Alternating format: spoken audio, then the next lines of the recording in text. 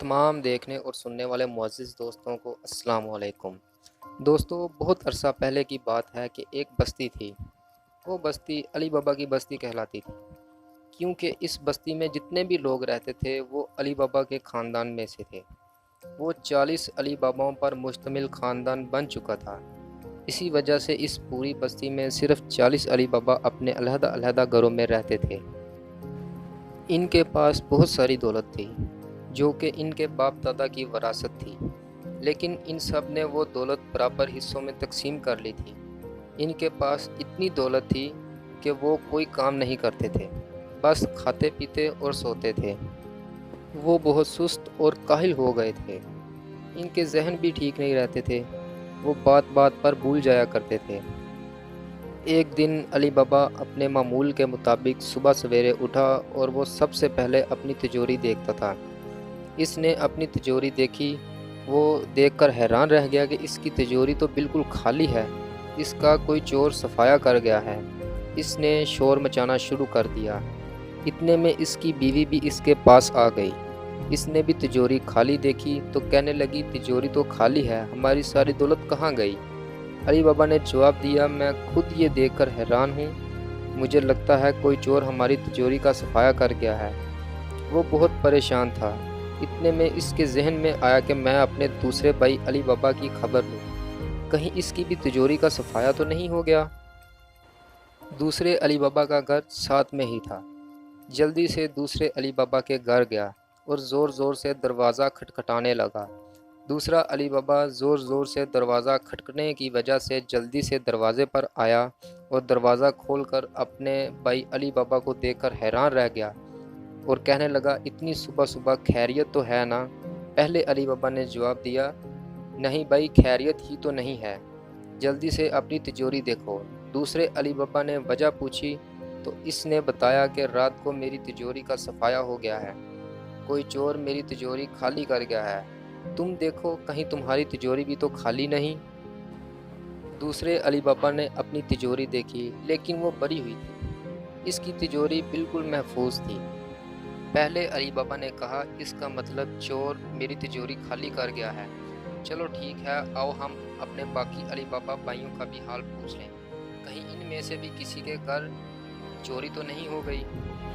फिर दोनों अली बाबा बाकी दूसरे अली बाबा भाइयों के घर बारी बारी गए, लेकिन इन सब की तिजोरी महफूज थी। वो सब हैरान थे कि हमारे पहले अली बाबा की तिजोरी कौन खाली कर गया। फिर वो सब इकट्ठा हुए और इन्होंने पुलिस स्टेशन जाने का फ़ैसला किया। जब वो पुलिस स्टेशन पहुंचे तो पुलिस स्टेशन भर गया और इंस्पेक्टर इन सब को देखकर हैरान रह गया कि इतने सारे लोग, और इन्हों से पूछा, तुम कौन लोग हो, कहीं तुम डाकुओं के गिरोह से तो नहीं? इतने में अली बाबा ने जवाब दिया कि नहीं, हम तो खुद मुसीबत में हैं।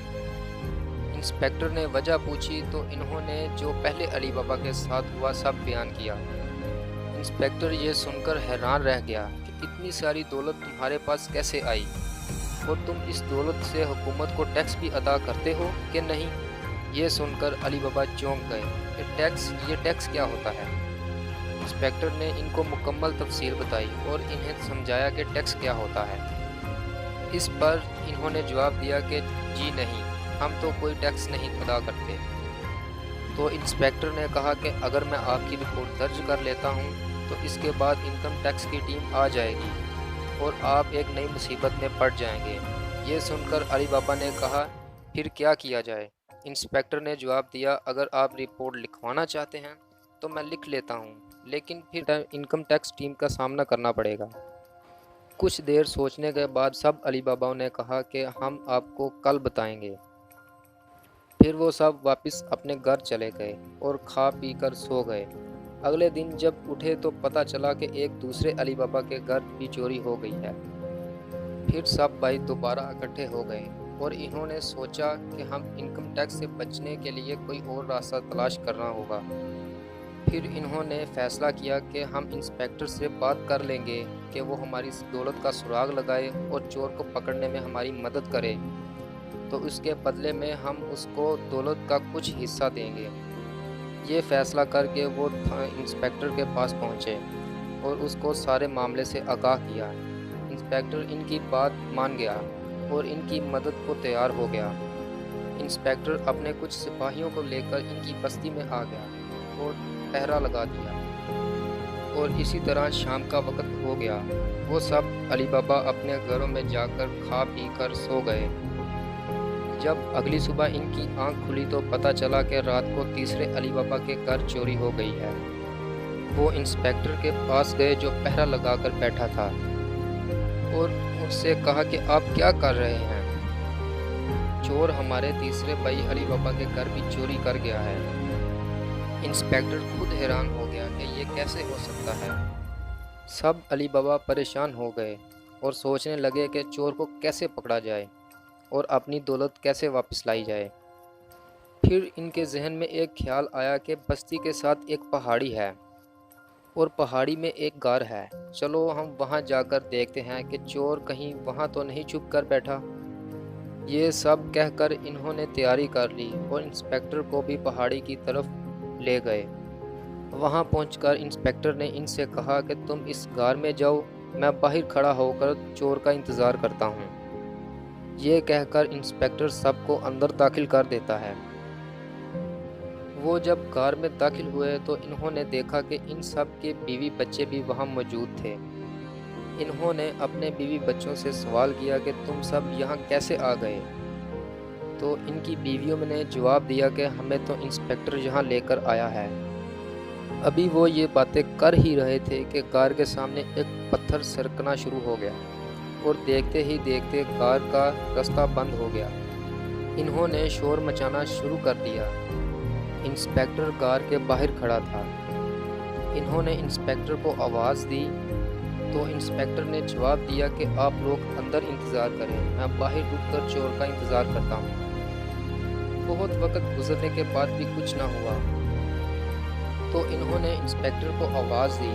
इंस्पेक्टर ने जवाब दिया कि अभी तक कोई चोर नहीं आया, आप लोग चोर का इंतज़ार करें, मैं शहर से होकर आता हूँ। ये कहकर इंस्पेक्टर शहर चला गया। वो बहुत परेशान हो गए। वो भूख और प्यास से भी निढाल हो चुके थे। फिर इन्होंने फैसला किया कि पत्थर को गार से हटाया जाए। कोशिश करने लगे और इन्होंने गार से पत्थर को हटा लिया। बाहर जब निकले तो सुबह हो चुकी थी। इन्होंने सामने एक शख्स को देखा। वो शख्स और कोई नहीं बल्कि वो इंस्पेक्टर ही था।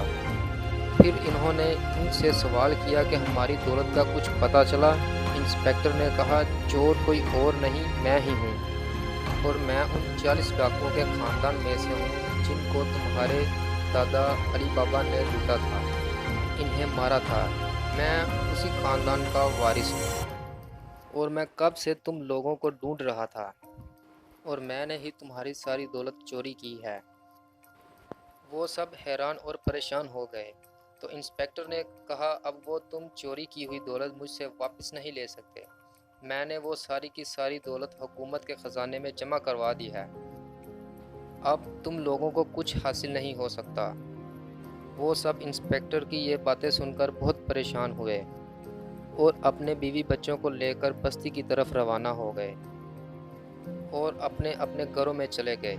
वो सब बहुत उदास थे और परेशान भी थे कि इनकी सारी की सारी दौलत इनके हाथों से निकल गई थी। अगली सुबह लोगों ने देखा कि 40 के 40 अली बाबा भाई अपने गधों पर सवार होकर जंगल की तरफ जा रहे हैं और लकड़ियां काटकर बाजार ले जा रहे हैं। इसी तरह वो सब के सब मेहनत मजदूरी करने लगे और अपना गुजर बसर करने लगे। तो दोस्तों, कैसी लगी हमारी आज की कहानी? अगर कहानी पसंद आई हो तो हमारे चैनल को सब्सक्राइब और लाइक ज़रूर करिएगा। मिलते हैं एक नई वीडियो में, तब तक के लिए अल्लाह हाफिज़।